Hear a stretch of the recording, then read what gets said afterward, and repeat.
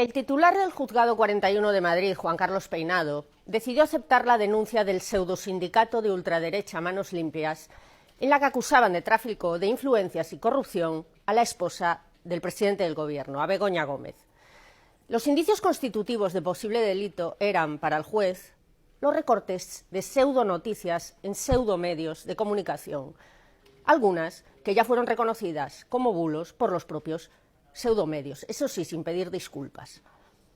A los y las lectoras de Público estos hechos ya les resultarán familiares. Noticias falsas, manipuladas, simplificadas, publicadas primero y hechas dossier después, para presentar denuncias y hundir la carrera de políticos y políticas sin culpa alguna, sin responsabilidad siquiera. Los llevamos contando aquí muchos años.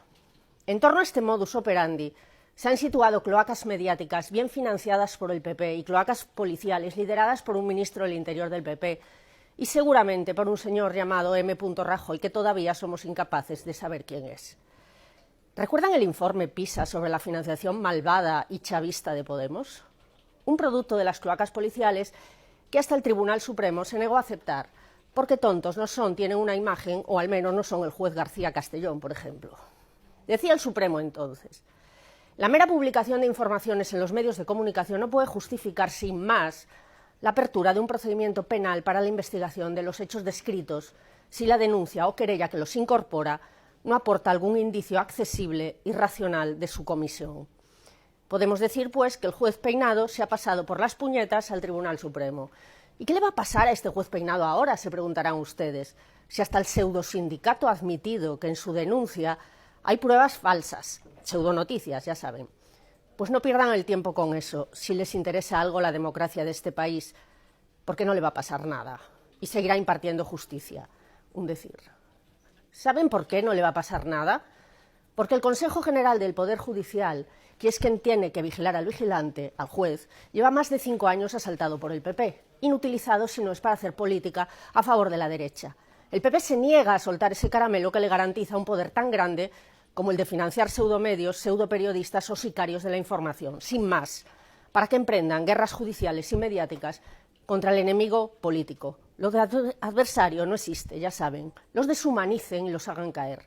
Son métodos antidemocráticos, métodos fascistas, y no los han inventado el PP ni Vox, ¿qué va?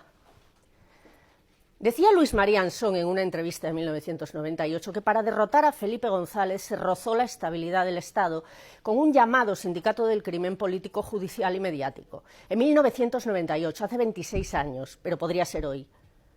Para el PP, desde entonces, no existe la oposición política y democrática, porque la derecha de este país no concibe no estar en el Poder Ejecutivo, en el Gobierno de España. Los aliados en la oposición de esta derecha antidemocrática han sido siempre el Poder Judicial y los medios de comunicación. Y si no hay suficiente prensa dispuesta a publicar falsedades, la crean y sostienen con dinero público de tus impuestos y los míos. Es la fachosfera con copyright del periodista Idafe Martín, ya saben. El golpe de Estado contra el gobierno legítimo del que habló Ansón en 1998 con los mismos sectores implicados se intentó en 2004 también, tras los atentados del 11M, por el mismo Aznar, presidente del gobierno, y fue contra Zapatero esta vez. Zapatero era un presidente legítimo que ganó gracias a los atentados yihadistas porque el PSOE los impulsó, se llegó a decir, un delirio.